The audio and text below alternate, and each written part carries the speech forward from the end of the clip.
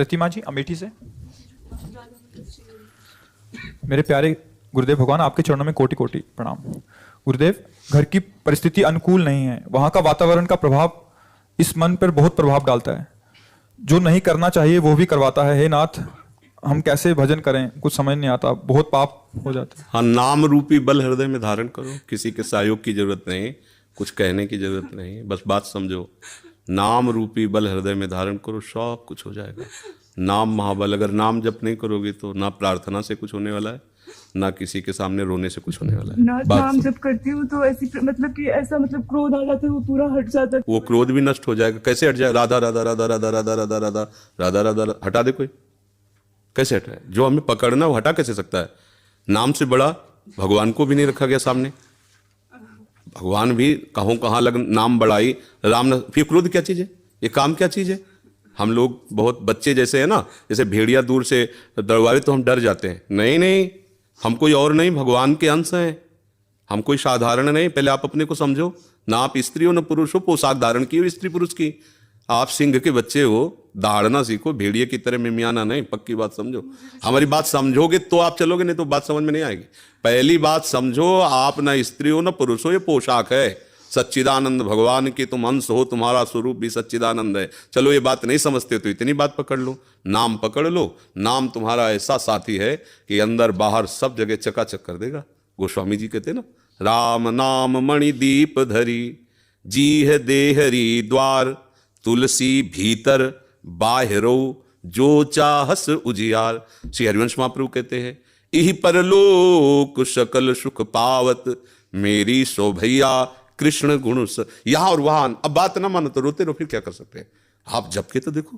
बोले हमारा मन है ऐसी तैसी मन की, राधा राधा राधा राधा राधा राधा राधा राधा राधा राधा। अब करे मन, हमको छोड़ना नहीं है। नाम जी है जपि जागे जोगी, अहो वत्स पचतो गरियान या जिभ्याग्रे वर्तते नाम तुभ्यम।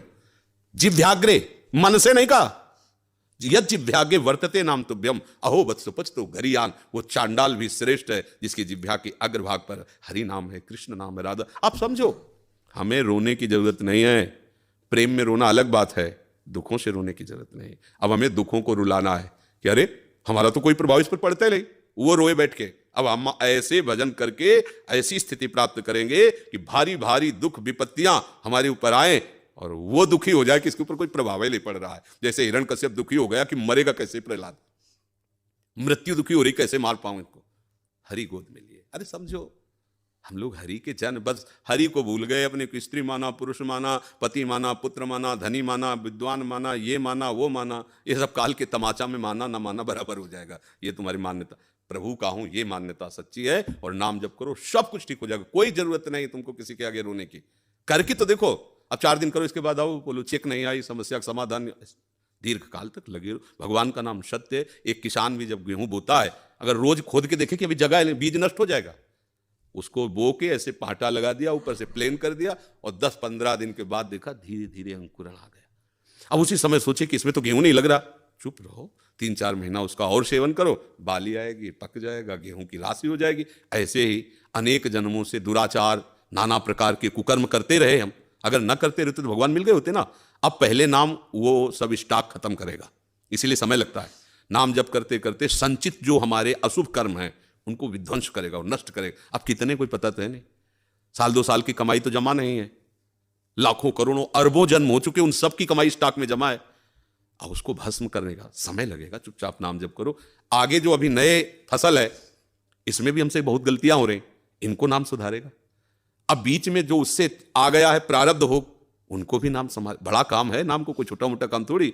अब सोचो ऐसे ऐसे किया हो जाए, ऐसे नहीं, लगे रहो चुपचाप। और एक दिन ऐसा आएगा कि आप खुद कहोगे कि वो निहाल कर। तभी तो मीरा जी कहते, पायो जी पायो मैंने राम रतन, वस्तु अमूलक दी मेरे सतगुरु। ओहो सतगुरु ने क्या दिया, तब निहाल। यहाँ मंत्र लिए, उपासना लिए, फिर भी जेब में पारसमणि है और 1-1 रुपया मांगते घूम रहे हैं। हमारी दशा क्या है? जेब में पारसमणि है, चाहो तो कुंतलों लोहा को सोना बना दो, पर वो जेब ही में केवल है। गुरु ने मंत्र दे दिया, बात बता दी, उपासना बता दी, करना है नहीं, डोलते रहो, कुछ नहीं मिलेगा।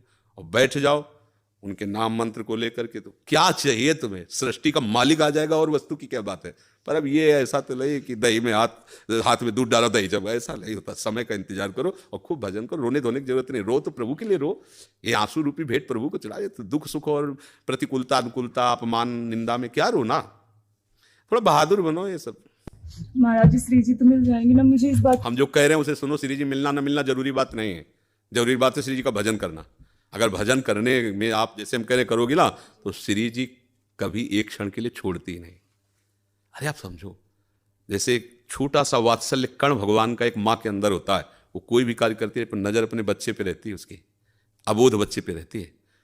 ऐसे ही अनंत माताओं का वात्सल्य जहां से प्रकट हुआ वो हमारी श्री जी है, और हम उनके चरण आश्रित है। हर समय श्री जी हमें देखती है, पर हमारी योग्यता इसलिए देखने की नहीं हो रही। अभी हम और कुछ देखना चाहते हैं, और कुछ पाना चाहते हैं, और कुछ भोगना चाहते हैं। जिस दिन सारी चाह मिट गई उसी दिन तुम देख लोगे कि श्री जी तो बहुत पहले से हमारे साथ है। श्री जी तुम्हें बहुत पहले से प्यार कर रहे हैं। इसलिए सावधान। कृष्णा लुधियाना से। श्री हरिवंश बाबा, आपके चरणों में दंडवत प्रणाम। बाबा, मेरे स्कूल में तिलक लगाने से मना किया जा रहा है, अब मैं क्या करूं? मेरा मार्गदर्शन करें। हाँ, तो तुम मत लगाओ तिलक, हम तुम्हें बताएं। सूखी रज ले लिया ना, बट्टी सूखी, ऐसे कर लिया, ऐसे लगा लिया, तो तिलक भी लग गया और नहीं भी लगा, कोई तुम्हें डांटेगा भी नहीं। ठीक है, हाँ ना, मत लगाओ। क्योंकि प्रगट में क्या है ना, बच्चा है, साथी भी उसको चिढ़ाने लग सकते हैं, बड़ा भगत, तो मतलब अभी बच्चा है। तो तुम ऐसा करो, जिससे आप रगड़ के लगाते हो ना, उसको रगड़ो मत, उसको सीधे ऐसे करो। ऐसे लगाया, ऐसे बिंदु रख ली, तो तिलक भी लग गया। और भगवान की बात तो जानते हैं, और वो लोग जानते नहीं, तो वो तुम्हें चिढ़ाना बंद कर देंगे और बढ़िया लग जाएगा। ठीक है,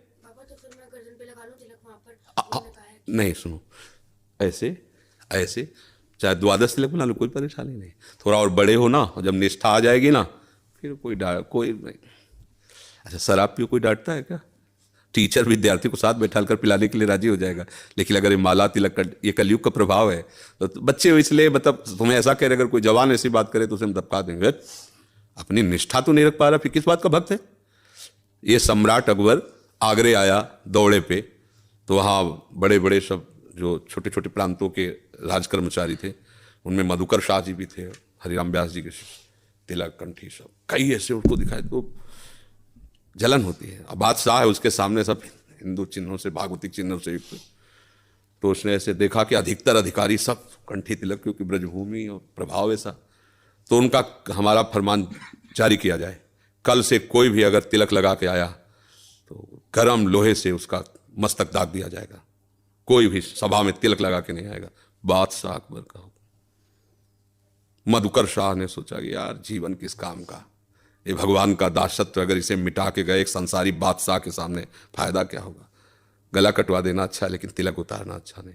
वैसे तो अंगरखी और धोती वो सब राज पोशाक पहन के जाते थे, केवल नीचे धोती पहन के लंबा तिलक, 12 तिलक लगाए, द्वादश तिलक, यज्ञोपवीत खुला, कंठी की माला खुला, तलवार खोशी। सभा में देखा कोई भी तिलक नहीं लगाया था, क्योंकि बादशाह का हुक्म, बादशाह वो तत्काल तो मृत्यु दंड दे सकता है। गए, सामने खड़े हो गए, द्वादश तिलक। उनका अकबर सम्राट ने कहा, सुना नहीं था कल का फरमान मधुकर शाह? खींच ली तलवार। उनका, आप एक मुल्क के बादशाह हैं, ये अनंत मुल्कों के बादशाह का तिलक है, मेरी गर्दन कटने पर ही ये मिटेगा, ऐसे नहीं मिट सकता। जिसकी ताकत हो मिटा के देखे आके। बदल गया, एक सेकंड में बादशाह बदल। बोले वाह वाह वाह, यही हम देखना चाहते थे कि इस तिलक में किसकी निष्ठा है। धन्य है मधुकर शाह, तुम वास्तविक तिलक के अधिकारी। ऊपर बैठाला बगल,